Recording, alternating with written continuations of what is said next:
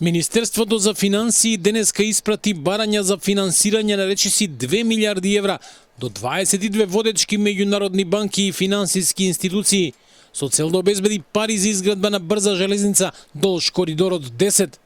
Овој гигантски проект за кој владата тврди дека ќе го модернизира транспортниот систем во земјата, сега ја отвора вратата кон светските финансиски пазари, барајќи партнерство со најголемите играчи во глобалната економија. Барање добија институции од Европа, САД, Јапонија и Обединетото кралство, а со дел од нив земјава и претходно соработувала.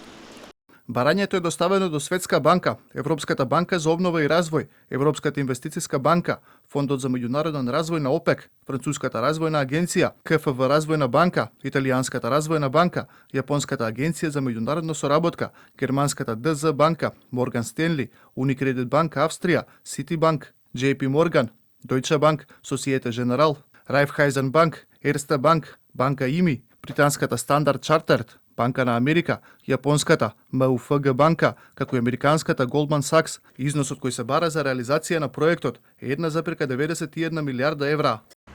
Владата ќе чека одговор до крајот на овој месец, но дава можности да се продолжи рокот ако банките и институциите тоа го побараат. Пресметките за изградбата на железницата ја поставуваат цената на километар на околу 8,8 милиони евра, а проектот е вклучен во стратешките инфраструктурни приоритети на Македонија и Европската Унија. Иако проектот е поздравен од експертите, председателот на Друштвото на градежни конструктори професорот Дарко Наков предупредува да не се брза и да се избегнат грешките од претходните слични проекти.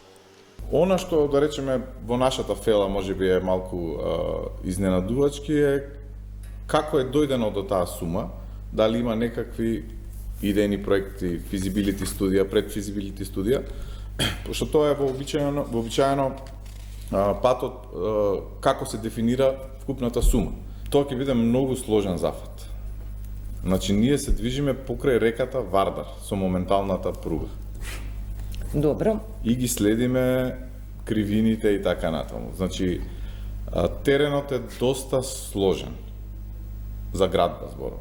Значи, не е тоа нималку едноставна задача. Да ја проширите пругата, односно да направите се уште еден. Јас се уште затоа не ги знам деталите и затоа не можам да дебатирам. Вкупната должина на пругата ќе изнесува околу 200 километри со двоколосечна структура, а вкупната инвестиција вклучува и трошоци за проектна документација, експроприација и надзор. Освен позаимените пари, домашниот буџет ќе учествува со околу 100 милиони евра.